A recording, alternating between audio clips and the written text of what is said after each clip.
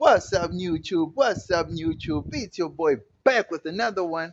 People, in today's video, we want to take a look at South Africa's townships and what is being done to rehabilitate them or help redevelop them, or are they just being left to their own devices? Let me know what you think about this topic in the comment section below. Don't forget to like, comment, share, and subscribe to the channel. You know, we family, right? Holla. Phew, man. People, South Africa's townships are a buzz, are a hub of activity, of business, of creativity, of entrepreneurship. Uh,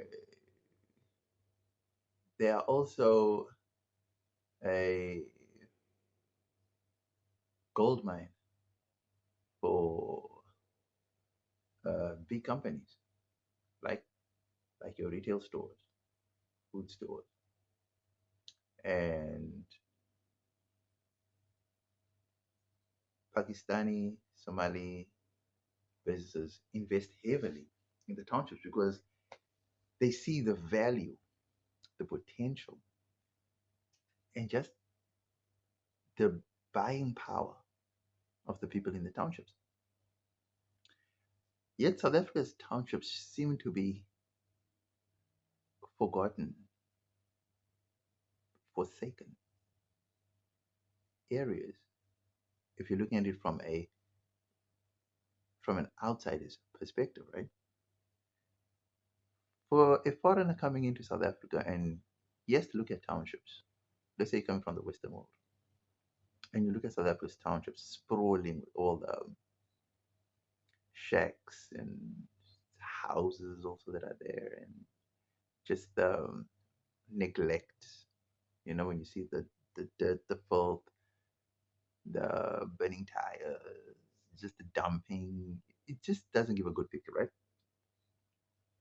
But beyond all that chaos, there's actually a vibrant economy, township economy, that big brands actually look at and feel that they need to tap into. And that's what ShopRite has done, right? So, why are townships now becoming the focal point for big business? And why were they being neglected all these years? I mean, is it the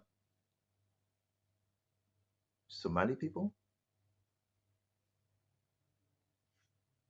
that are igniting? Or is it the success of the Somalis that have now prompted big business to start looking into townships? Townships will always be there. We cannot deny that. But townships need to transform. Townships need to be upgraded. And with time, I believe, with time, I actually do believe that townships will either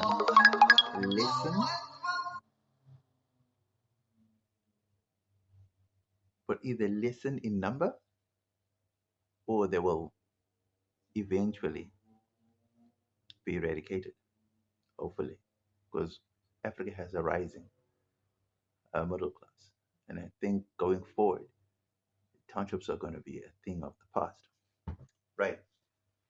So townships, as we do know, right, well, have always been there for generations. I think from 1927 onwards, townships were then being built. I think, if I'm not mistaken, I think Alanga is the oldest township in the whole of South Africa. If not, it's the oldest township in Cape Town. Okay, so let's talk about the perception, the reality, and the mentality of the township people, right? So, predominantly, townships are for poor people, right? But that doesn't mean that only poor people stay in the townships. See, township townships are full of criminal elements. Townships are not safe places.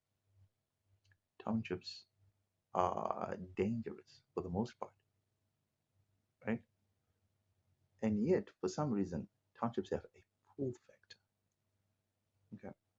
So, what I'm really trying to talk about here is the mentality behind the people that live in the townships, right? Because I just said townships are hub for entrepreneurship, for creativity, right? Just those two things alone should tell you that townships have talent that's just waiting to be harnessed. And if for some weird reason you get these few people, because I would hate to believe that the majority of people in any area, regardless of it being a township or suburb, in any area, I would hate to believe that the majority of the people in any area are of a certain type, right? As much as as townships are dangerous, I refuse that the majority of the people in the townships are criminals and dangerous. I refuse that because in any area that you go to, this is how you can tell how the majority of an area think, right? If you go to if you go to any area at about 8 o'clock, after 8 on a weekday, you'll find that it's almost deserted, right? Almost deserted, almost deserted. Like few people walking around loitering, few people, or few people. And then when you go to the same place on a Saturday, right? On a Saturday,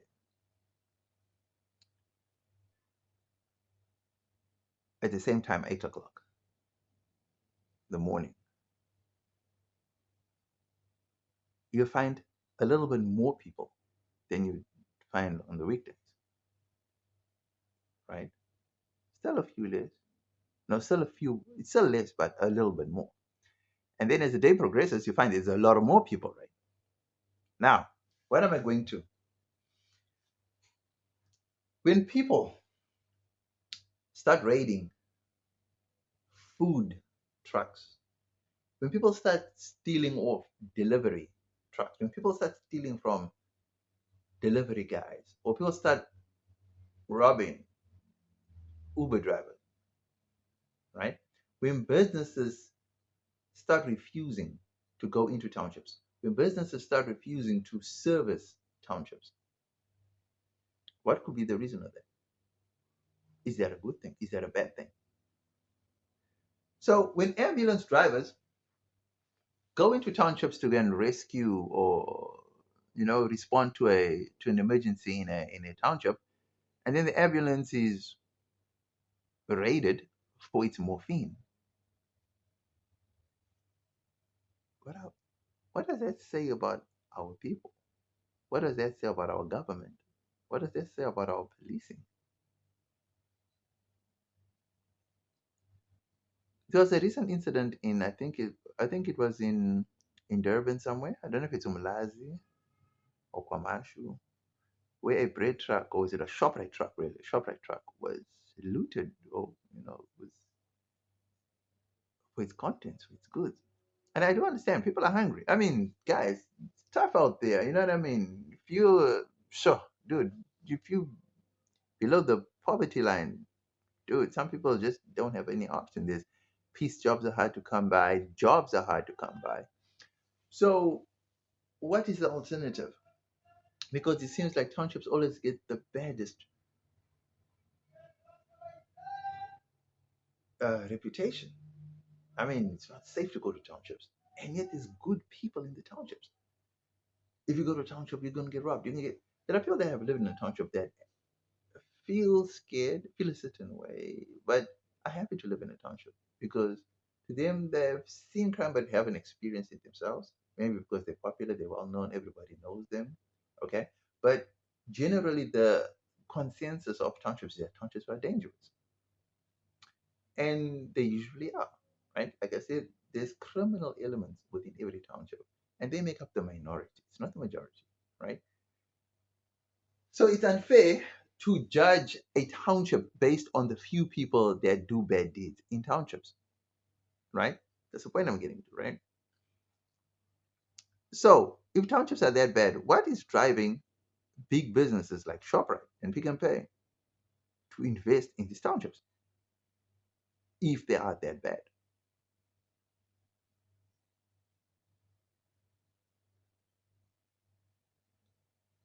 The Somalis found success in the townships. The Pakistanis are now also in the townships, emulating the Somalis' success.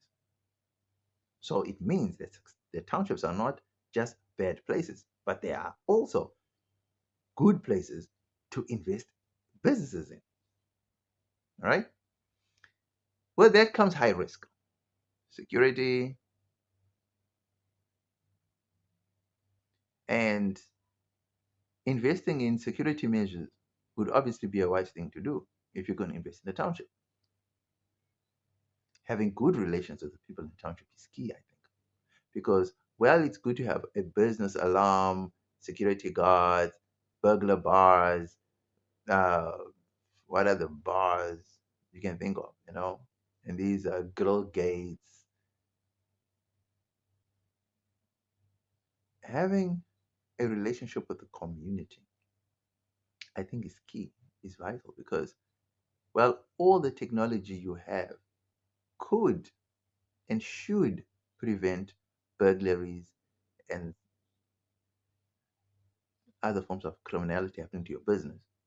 It's the community that will actually save your business if you have a good relationship with the community, right? So, when people loot in the townships and people vandalize and they do, what does that say about the government? Does the government ignore the people in the townships? Have the government forgotten about the people in the townships? Have the government purposefully decided to disinvest in the townships? Because the townships seem to be the most either neglected, the most ignored, and possibly the most forsaken places in the country.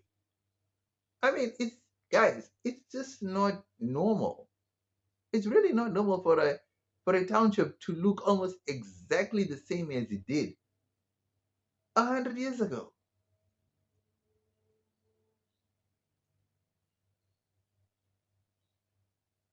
or 50, 60, 80 years ago. It's all it's almost dude, I don't know if townships are actually meant to thrive because government, the municipalities, it's either they're not interested or they just lost their grip on the townships. Now, in the Western Cape, I would think that a party like the DA, who's in control in the Western Cape, right? I would think knowing that the DA has already got 50 odd percent of the colored vote, of the white vote, they would make concerted efforts to reach out and better upgrade the townships to secure more of a black vote. But that doesn't seem to be the case. So, why would townships be left to their own devices? Why do townships almost operate like they're not part of the country? Because when you go to a township, it's like there's almost a different type of law that doesn't apply to every other law. I mean, in urban areas, you cannot walk down the street openly holding, drinking an alcohol beverage. You cannot walk down the street openly walking, smoking a marijuana blunt.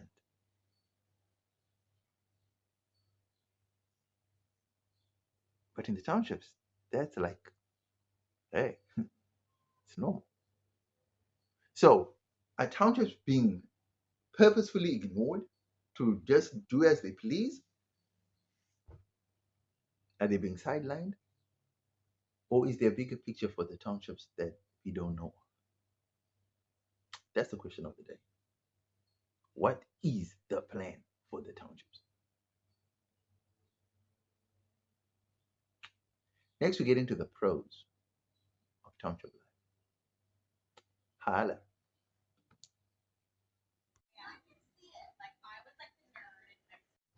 This is my shot right here. The glare of the sun at back. Okay, people.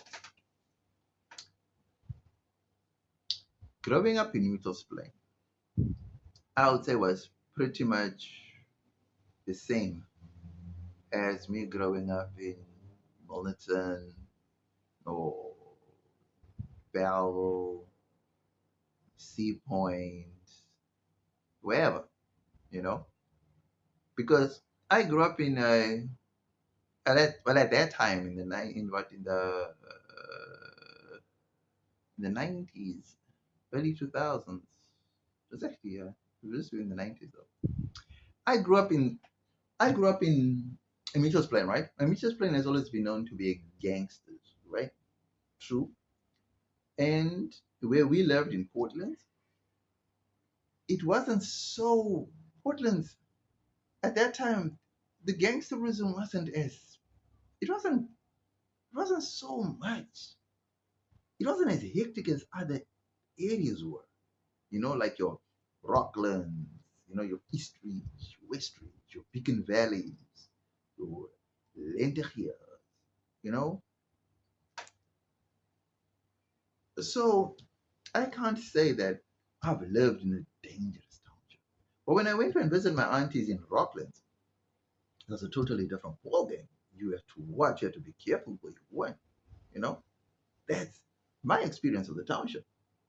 Now, when I'm talking townships, you know, it's we all have different experiences because townships are well, the bigger townships are always divided in sections. Even the smaller, they divided. Like Landa is a small township. Noon is a small township. But they also three have sections, you know, like 23, 24, zone 1, zone 2. That's what I mean. Certain zones, people tell you that that zone is safer than that zone. Just like I'm saying, Portland's was safer than Rocklands, Biggin Valley, East Ridge, Tafelsig, Lenteghier. It was, Portland's was Woodlands, shoo, right? Hectic. So my question is this. The townships provide this buying power in the townships. So the pros of living in a township, things seem to be cheaper in the townships. There's a more sense of community in the townships. The camaraderie is evident and prevalent in townships. People, the ease of communication, just the atmosphere is that one of almost family, one of community in townships, right? I can go to If I'm living in a township now, I can go to the neighbor and borrow an egg, borrow a teaspoon of sugar. I can borrow an apple. I can borrow a cup of flour. But in the affluent areas, you can't do that. It's unheard of. You'll be struggling, you're suffering. You're not meant to be in this area. Most of the most of the people that live in these affluent suburbs, I don't even think that they even actually really talk to their neighbors. I don't even think that they even know their neighbors. So that begs the question: what are townships being? What's the idea behind townships for the government? Because it looks like if the communities don't do anything or something about it, governments don't seem to have a proper plan for townships. So if governments don't have a plan for townships, is does big business, does private business have a plan for townships? Do big banks have a plan for townships? That's not the thing. Because I feel like townships are a place and a hub where money can be made if government and private come together. But yeah, this is my 10 thoughts on the pros. Next, we get into the negatives of living township life. You know how it goes. Holler. People, the mere fact that townships are almost left to die away from a government perspective, from a private sector perspective, for me is a shame because there's potential in the townships and that potential needs to be harnessed, right? So one of the negatives is the crime levels, is the mentality that the people have as well, right? Because you may not be a criminal, but if you're coming with that poverty mentality, it can be detrimental to your own future. Because now you grow up knowing poverty as the only thing you know, right? It messes up with your mind. So if you expose people to success and they see themselves in that, it changes the mindset. So I'm thinking from a township perspective, yes, people look up to gangsters and the car hijackers and the criminals as their role models, and then they grow up to emulate that. So we need private and government participation or partnerships to come into the townships to motivate the youth, with either programs, uh, what else? Programs with entrepreneurship, with businesses, and give them better role models to look at. So when they grow up, they don't think of becoming criminals themselves. That mentality needs to change. If we can change one township at a time and harness the entrepreneurial, the creative mindset of the youth, I really think the perception that townships are dangerous hubs will change. And I really think that more and more people will get out of the criminal mentality and into the creative mentality or the entrepreneurship mentality, but they're not being given the tools. They're not being given the platforms.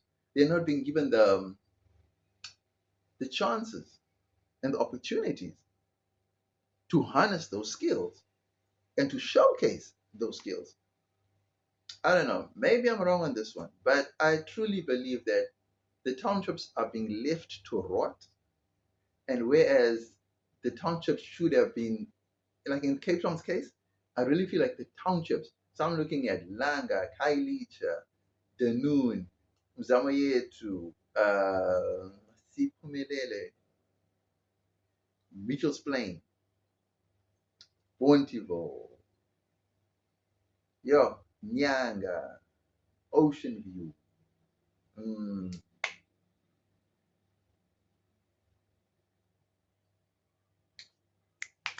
Philippi, Guguletu, oh, Mandalay, Blue Downs, all those places. I just feel if the DA could focus on one township at a time, injecting, uh, if it's not money, because I know they're always going to say there's no budget for it.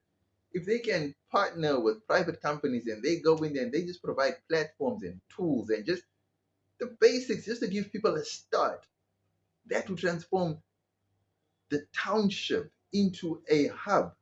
It will transform the people's mentality to then transform the townships into hubs of creative entrepreneurial places and therefore reduce the crime rate. But I guess it's easier said than done, right? But I truly believe in the power of partnerships, private, public partnerships. Let me know what you think about this topic. Was I on the money or did I miss it with this one? Don't forget to like, comment, share, and subscribe to the channel. You know we family, right? Holla.